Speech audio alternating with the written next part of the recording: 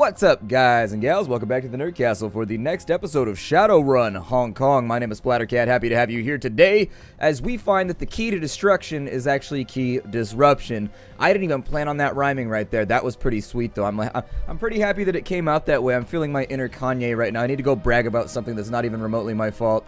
I think that we cleared this area out, and I'm actually really surprised. I've been doing like a postmortem of these episodes because I've been looking through them and sort of editing them and making sure everything's looking good. And honestly, this game is a lot more difficult than the previous ones. Now, there is the possibility that I played things out of order. That's one of the things that I was a little bit worried about, was perhaps that I had played, this mission was third on the list. Maybe I played it out of order and I was supposed to level a little bit more before we came here. But mages are gnarly in this game, are they not? And I think that's probably a good change if you play mages, because in the previous games, they were good. Like, they weren't ineffective, but at the same time, they definitely had their place in the party, but they weren't always useful. In this game, battle mages seem to just be super gnarly, so invokers or evokers or whatever you want to call them. Let's go. I get the feeling we're going to have to fight our way through the building, though. I'm a little bit worried about this. Like, we blew up the thingy, we came through here, and the plan was not very solidified. If this was tabletop, I'd be like, so what are we going to do once we blow up the thing on top of the building? We're just going to walk out through the, like, bottom floor, and they're not going to shoot at us or anything? I don't know, though. Let's get it over with for right now. As you reach for the elevator's control panel, you can feel the electric sensation of the key dancing across your skin. This feeling is noticeable to those not even magically attuned. The disruption here is that strong. Behind you, the trapped and turbulent key swirls inside the iconic Sky Tower atrium. You can actually see the air around the atrium warp and ebb as the key surges and breaks against the obstacles around it, looking for a way to move, to flow, and finding none. The job is done. You have desecrated the Wu Jing Lotus, and in doing so, blemished the prideful face of a megacorp. Oh, they're just going to let us leave? Super awesome. I thought I was going to have to fight my way through the building, and I was like, we are pretty much out of supplies right now. This is not going to be pleasant. Like, we have no med kits left. We have no nothing. I think next time around, the next time I play the game, I'm definitely not going to do this mission first, because I actually struggled a bit with some of the fights that were in here. The elementals did a lot of damage, and the mages that were in here had really good cover and took a good piece out of you as well. The only time that we really were able, the only reason we were able to do anything with them at all is because we had our little drone who could flank them and just like tank the damage until we got into position. It was nasty. Not bad for a night's work. He turns his back on the temple. I think we did the job up to the client's standards, huh? The elevator arrives at the temple. Time to duck out the back door before security can respond further. I think they would be responding closer, but I get what you mean. I get what you mean. They want to be closer to me. Everybody wants to be closer to me. Touching me with your fingers. Today is just one of those days. Today is just one of those days. And I know I say that every now and again. Like, I think like every 5 episodes or so, I say that I have one of those days. And that's because I think every day is one of those days now. At a certain point, I think I lost my youthful energy for just, like, caring anymore. And it's just like, it's a frustration. I miss, like, how energetic I felt when I was, like, 21. I don't know. Now it's just like I sleep, and I'm like, I could sleep more. That'd be pretty cool. And then I have to, like, force myself to get up and just be like, all right, I gotta do stuff today. I could do this. All staggery till I eat my mini-wheats. We got 8 karma for that, really. Sweet. Karma. I'm gonna do that again. That's like the 38th time I've made that joke. Let's see here. With 10 karma, what can we buy for ourselves? Honestly, body might not be a terrible idea either. We need some more hit points. We got hit like a truck. People were saying that charisma is like insanely useful in this game. I've talked to a couple of people now. The game's been out for a week, and I've started to talk to some of the people who have blazed their way through the game and just like beaten it, and they figured out all the things that are broken. And they said that karma is like ridiculously useful in this game. I think that I would like to focus on, God, equipping 2 drones is so legit, although that sort of precludes me. So the thing about equipping 2 drones is that really means that I can't fire guns or anything unless I get myself an extra AP, I guess. At what point do you get like a 3rd AP? I remember there's like one of these skills gives you like a 3rd AP somewhere. Oh, we also have bad dodge. That's gonna hurt as well. I may stick with just 1 drone for right now, but oh, I can't do that, can I? I was gonna say I'll swap them out depending on what I need. But I guess bringing a medical drone and a combat drone both would be kind of cool. We only have a Class A drone, so we haven't even, I'm sorry, the Class C drone, so we haven't even seen the Class Bs yet, so I'll probably stop upgrading this because we've hit somewhat of a stopgap, I guess. I could continue forward with, like, insane decking skills, but, I don't know. Drone Combat 4 will give us damage 1, so they get +2 to their HP damage. My drone was doing really weird damage in the previous episode. He's only hitting for like 2 or 3. I don't know if that was because he was like slightly disabled. The enemy had a lot of armor though too. They had like easily 5 armor squares up above their little health bars, so it became nasty. Strength, probably won't need that for anything. Does strength still dictate throwing? Okay, I was going to say I figured it would. We could go for some more rifle skills. We could go for some more quickness. I mean, I think I'll probably... Let's go in on a little bit more decking, I guess. I would love to get to the Virtua X soon, because our deck is really, really terrible. We learned that at the beginning of the last one. I had assumed, stupidly, that the level 1 deck could run all the level 1 programs. I mean, I thought that it was going to be a correlation like that, and I was totally wrong. And so we need to get a new deck, but we need to get ourselves paid first. We are broke as a joke at the moment. After that, I'd love to get myself cybered up, because I am a big cyberware fan. But I don't know how that's going to work out altogether. Let's jump back onto the boat real fast. Where's our boat at? Here, I need to go boating. Man, we are moving right now. He is flying. Get across town. There you go, buddy. That's how you get it right there. I like a hero who's motivated. I don't like it in video games when the hero moves slow. I'm going to walk around super slowly because I'm the protagonist. You can't do anything to me, otherwise the story ceases to exist. Like, well, maybe you should hurry a little, though. Hopefully we got paid a lot for this because we are broke as a joke right now. It concerns me that they don't tell me how much I'm going to get paid before I go on the run. That's usually a major haggling point for me. Let's see here. We have inboxes. So we have Raymond Black's history. We have an opportunity, attending a party. Those are probably new missions. Jobs directory. Claim the payment. So we submit the job as finished and await the response.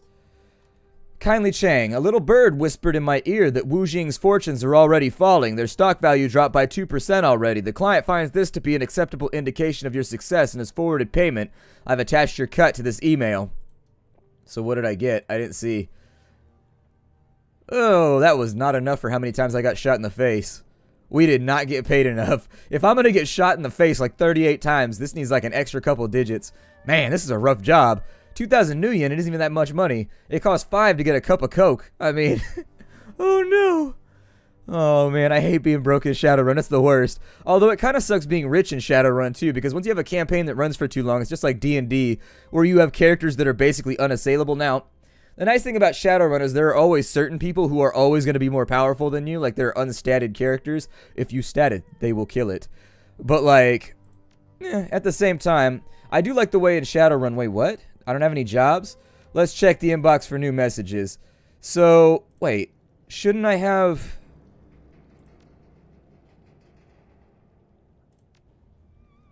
So, do we pick the missions and then all the other ones go away? Because I wanted to do all the missions. I don't want the new messages. Let me take a look around for a sec. I want to see... I was going to do all the other ones, but it appears as though it's like a junction. You pick one and it's like a fork and you don't get to go back, maybe? Okay, never mind. I'm just dumb. I'm just dumb. Luckily, I hate it when, like, I'm right and this stuff happens. But this time I'm just being dumb with my cat's eyes and my kitty face. Awesome kitties. I had to clean my kitties. I had to clean his toenails and then I had to trim them last night because he was just getting out of control. You could tell his claws were getting too long because he was clawing the walls He's trying to grind off the tips because they were starting to poke him, and so I had to take care of it. So we got a serial killer, and we got artifact liberation. I'll probably do artifact liberation. I don't like the missions where you walk around talking to people. I get bored. Can we just walk in and shoot people? That's always what I hope for. If we can just go in and spray bullets everywhere, usually makes me pretty happy. So inside the stash, what do we have going on right now? We got the sliver gun, the bloody end. We got some nades, we got some other stuff, but I definitely think we need to go resupply for right now. Let's swing back around the corner. I'm going to leave. We need to hit up a couple of different people. And so I'm thinking it's also usually smart for you to talk to people in between your missions as well, because it will rotate their dialogues and things will develop along the way. Handsome Lee. Wasn't Handsome Lee down here before? I thought Handsome Lee was the guy that was selling... Oh, Reliable Matthew. See, they all have little adjectives in front of their name that denote how good they are at things. And so I was just trying to figure out who was where. Let's talk to... Who's Handsome Lee? It's muggy out, even for Hioi in monsoon season. You pause to mop your brow. Suddenly you feel eyes on you. As you glance up, you meet the tranquil, searching gaze of a man half hidden in the shadows.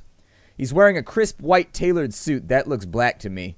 Shirt sleeves neatly roll with a dark gray silk tie and smart black trousers. If he's sweating, you don't see it. The man tilts his head ever so slightly in greeting. A newcomer. Welcome. He flashes you a brilliant smile, eyes glinting with bemusement. He can just barely detect a faint trace of an accent in his voice. Handsome Lee's the name, purveyor of enhanced sensory experiences. I can see that you've got some tales to tell. You mentioned you sold enhanced sensory experiences? What is that? Oh, he's a drug dealer. Gotcha. He's a drug dealer. I usually actually... Where's cram at? Cram is super useful. Like, if you have like 4 or 5 vials of cram and you just keep that in your inventory, I promise you, you will end up using it at some point. It is the best bailout thing ever. It gives you 3 AP and 2 movement for 1 turn. And so if your character already has haste on them, you then hit them with that and they'll have 6 AP for 1 turn and they can move super far. Like, it is the greatest drug in the game. It was fantastic in previous games, and you don't have to worry about getting addicted in this game like you do in real Shadowrun. In tabletop Shadowrun, you got to make constitution checks and shit like that, or body checks or willpower checks or something like that to make sure you don't get addicted. I had a Shadowrunner in one of my campaigns who was like uber addicted to Psycho. Like, or not Psycho, what's it called? Nitro? It's called Psycho in Fallout. I'm sorry, I got it all mixed up. I had a guy in one of my runs that I was DMing who was super duper... I think it was this one. I'm pretty sure it was either Kamikaze or Nitro that he was addicted to. He's a samurai, and he had to get it like all the time, and he was constantly stealing from other runners in the group and stuff like that. It was a good storyline, though. As far as the drama goes, it was pretty good. What is this over here? The Parlor of 5 Phases? What's in there? Oh. Crafty Jus. That seems vaguely racist. That's probably not the way you pronounce it, though. A mild scent, sweet and slightly herbal, is the first thing you notice upon entering the old shop. Its quarters are cramped, made smaller by the display cases and furniture packed inside. The walls are lined with bookshelves, and the tables and chairs are stacked with old tomes. A few titles jump out at you: Lucid Dreaming, an exploration of the inner self; Dream Logic, Nocturnal Visitations. Overall, the place feels lived in, if disorganized. Not quite cluttered, but close. It's like my house. Not cluttered, but close. That's the perfect definition. Milling at the front of the store is the shopkeeper, lost in a book of her own. She's tall for a human, probably close to 2 meters in height. Her physique is typical bookworm, not overweight, but you can't see any muscular definition either. A wiry wraparound tattoo, sorry. I read warp around for some reason. Tattoo covers her upper arms and shoulders, but from where you're standing, you can't quite make it out. She fidgets. Gradually, her eyes rise from her book and lock on to you. So her eyes rise and lock upon guys with the color of the skies. Welcome. Don't believe I've seen you here before. She sets down her book and sweeps a strand of black and pink hair behind her ear. Name's Crafty.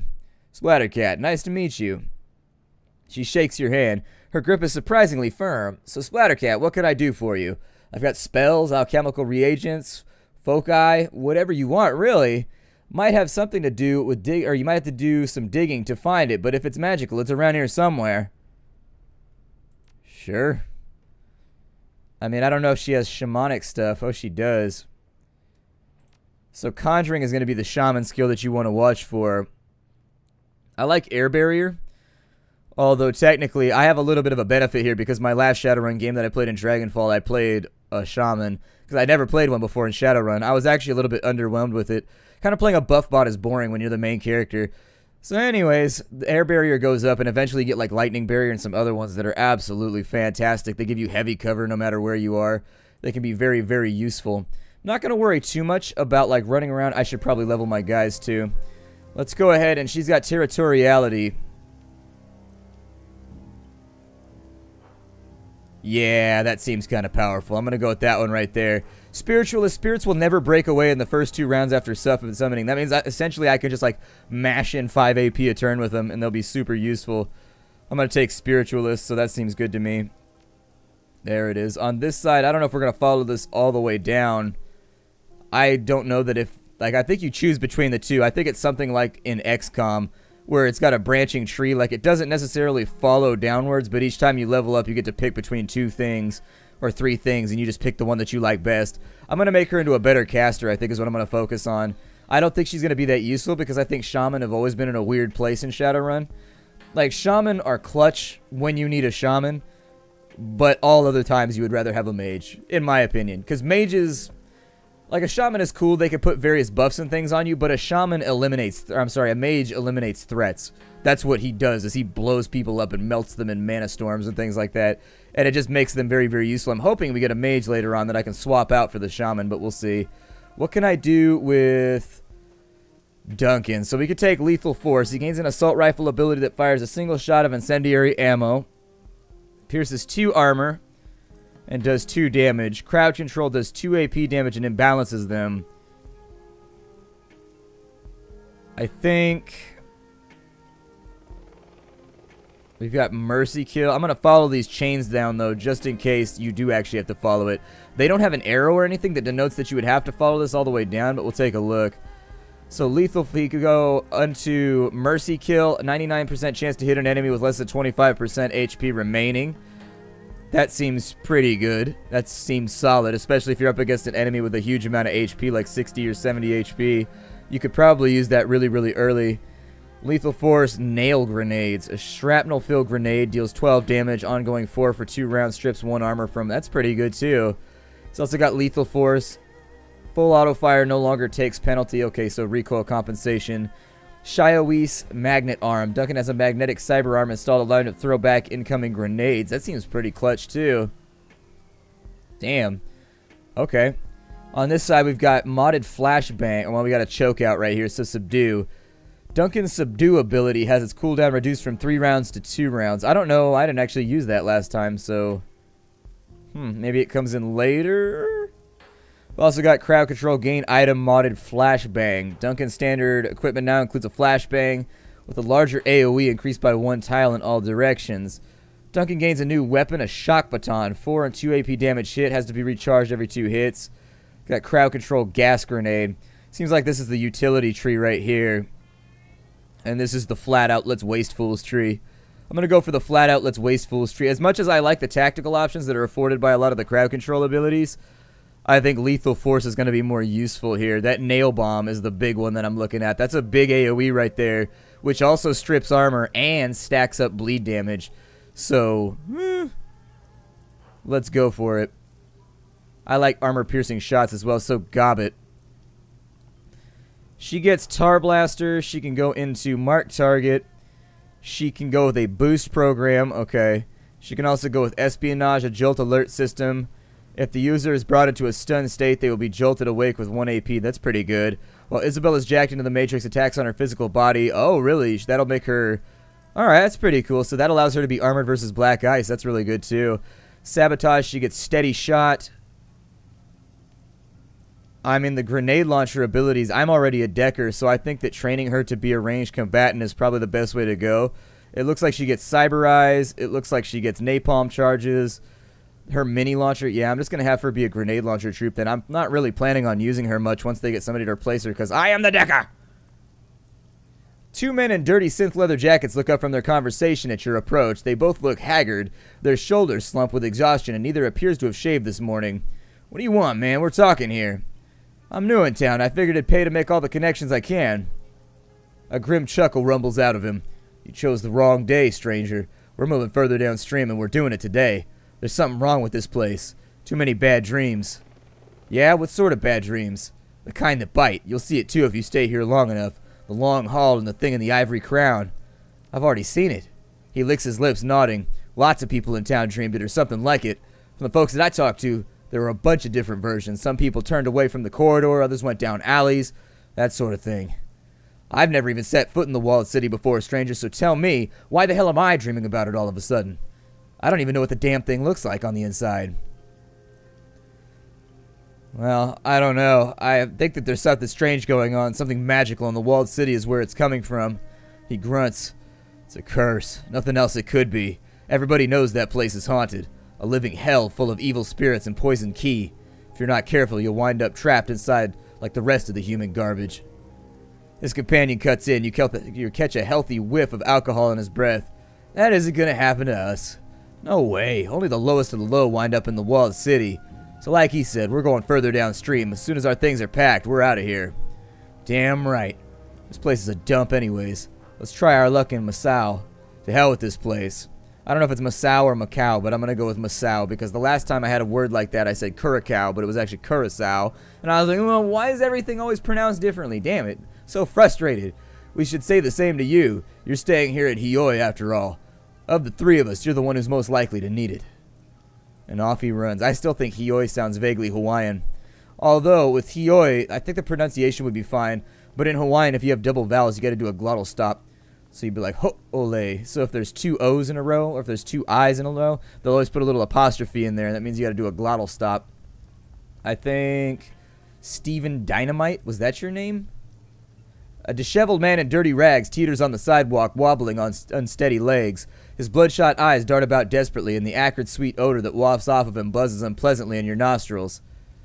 You alright, man? You have to help me, man. His teeth grind as his grip tightens. His hand feels like a vice. I need your help. Say the magic word first. The man yanks you closer. Your eyes are watering from his pungent proximity. Still, you notice his tattered clothing bears designer logos. Please, take Handsome Lee. Take him a message for me. Yeah, I met him, but who the hell are you? I'm Steven. Steven Dynamite. He nods eagerly, desperation in his eyes. A sluggish tongue wipes itself over the cracked skin of his lips. Look, you gotta help me. I've been poisoned. That crap that Lee sold me put bad things in my head. Whenever I close my eyes, I see dark, narrow tunnels, so many, like hands grabbing, razor-sharp teeth gnawing, and children. Poisoned? Are you sure it's just not a bad trip? The man gives a hollow laugh. I know my way around substances well enough to know that a bad trip, when I have one, this is something else. Alright, I'll do what I can. Tell Lee what he's done for me and that I need relief. Tell him what I want. What do you want? I want my money back. His reedy voice wavers, but he stops and says no more. Anything else? Just come back and hurry. God, I'm about to ask a drug dealer for your money back. Like this is Walmart. You can just walk up to the customer service station and be like, hey, let me get my $10 back. Let me get my 20. That twomp sack was whack. Like, oh, Jesus. I feel like I'm about to get punched in the dick. This is typically what happens when this transaction goes through. Oh, man, this sucks for me. And I'm the guy. I got guns, though, so I'm not that worried about it. I'll be like, whoa, whoa, whoa, whoa, whoa. No dick punching. You get one. That's all that you get, and then I shoot you. Handsomely. I got a message for you. Handsome Lee beckons you closer with a languid gesture. Think I can guess. Steven Dynamite, right? He coolly raises an eyebrow at you. Yeah. How'd you know? Well, it's about time for him to contact me. I know his cycles very well. He gives you a knowing nod. He's one of my most loyal customers. He's all wigged out, and he says that it's the batch that you sold him. He was already wigged out. Steven's been a habitual drug user for years. He sighs. But alright, go ahead and tell me. What does dear Steven want? Well, he wants his new yen back. He straightens abruptly from his elegant slouch and juts his chin out. There was absolutely nothing wrong with my latest creation. It was painstakingly designed to elevate the senses and titillate the spirit, a smooth high that I have indulged in myself. Now, if the unfortunate Steven happened to dilute my masterpiece with other lesser substances, I can hardly be held responsible. His tone of finality is unmistakable.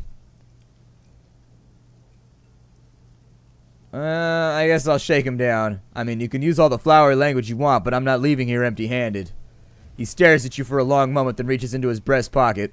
With a deft motion, he pulls out a small packet and presents it to you. There is no money, not anymore. I have expenses, just as I'm sure you do, but here.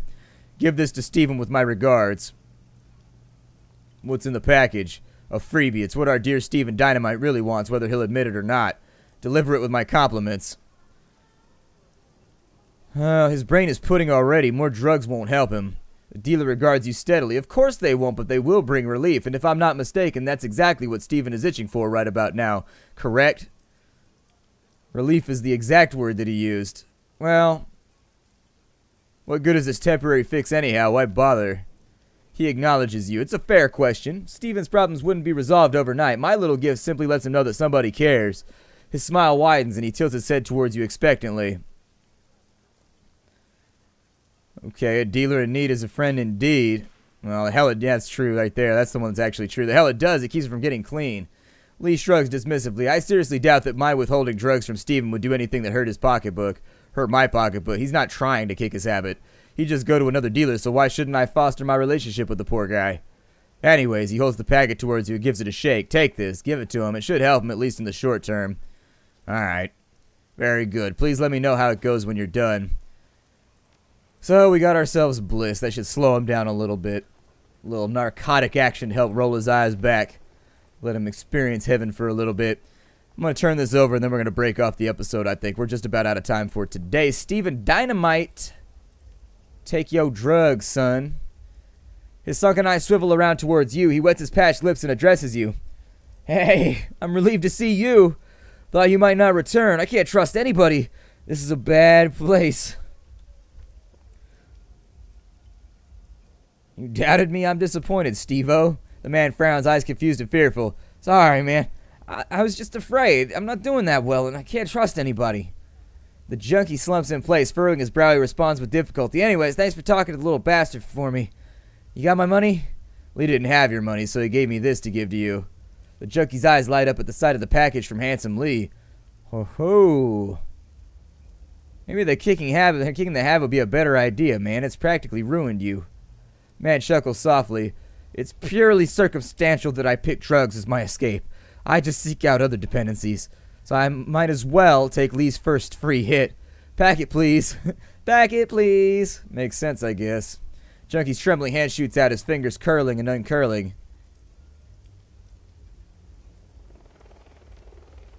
He snatches the packet of Bliss from your hand, eyes lighting up with excitement. Before you take it, I want to ask you about these dreams. He looks up at you, suddenly suspicious. You want to ask about my dreams? Why? Because I've been having bad dreams too, and maybe we can get to the bottom of them together. He stares you in the eye, and his voice drops to a sharp whisper. These aren't like ordinary dreams. They're visions. They're just so real.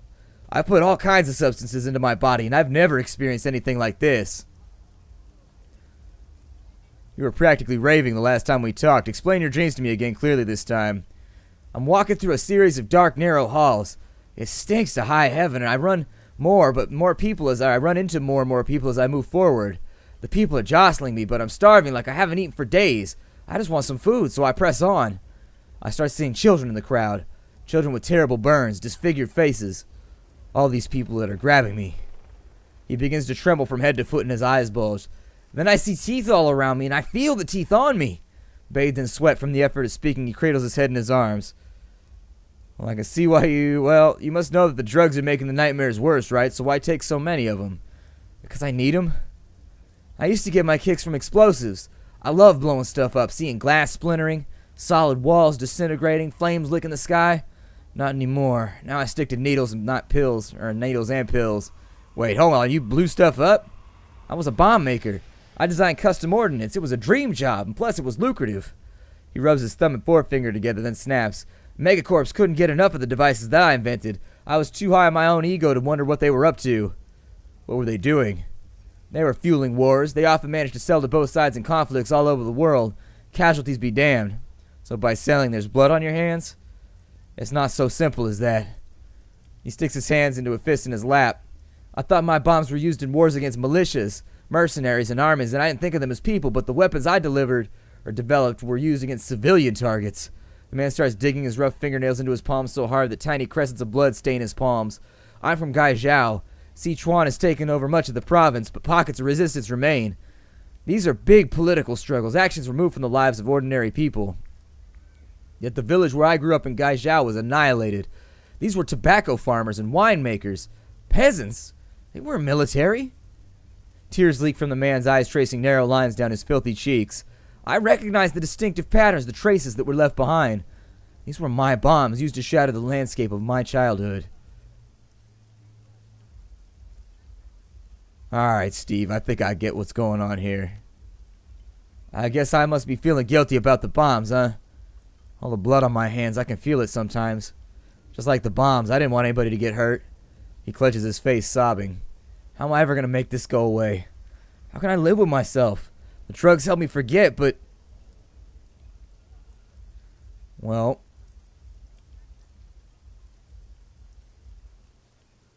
Give me your new yin. What an asshole. For starters, you can stop wallowing in self-pity. That might help. The man runs his unsteady hands through his hair repeatedly. I can't just stop caring. What I was involved with, what I'm still complicit in, is so terrible. He seizes 2 fistful of hair and yanks, cursing and muttering. What's done is done. Pulling your hair out over it isn't helping anything. The junkie relaxes his hands. His matted hair where he was tugging sticks out in ugly tufts. Sobs rack his twisted frame. Just wish it were different. Well, cry it out, bud. The junkie blubbers and whines, then he finally raises his reddened eyes to you. His gaze is lucid. I'm ready to listen now. I thought that might help. I feel much better. Alright, man. Well, if you really want to get through this, you're going to have to take action. No more sitting in a corner with a needle in your arm. Action? What action? Do something to undo the harm you've done. I don't know, man. Use your imagination. The junkie sways mutely in place, gnawing on his chapped lower lip. A minute passes before he manages to speak again. I wouldn't even know where to begin. I need time to think. His hoarse voice cracks with emotion. It's a human voice. Let's see here. Children of the future, man. Find a charitable... I figure more warfare is not the way to fix the fact that he was involved in warfare. Children of the future, man. Find a charitable organization and put in some hours, for starters. Man lowers himself into a squat and hugs his knees, his gaze somewhat absent, his cheek glazed with tears. There are a couple of shelters where I used to crash when I was down and out. Like I'm more down and out than I am now. There were lots of families. I could help out. Man pauses, licking his lips, but in the end, I probably need to go home to Gai Zhao when I can bring myself to... I'll tell you what, I'll think about it. He nods eagerly. I have to think real hard. Thinking about it isn't going to be enough. You need to do something. Yeah, I will. His face fills up with something you hadn't seen there before. Determination. I will, I promise. So there it is. I'll see you all in the next episode. Check out Shadowrun Hong Kong down below. Make sure you check the game out. If it looks like something you would enjoy, support the developer. I'll see you all later. Hi, do everybody.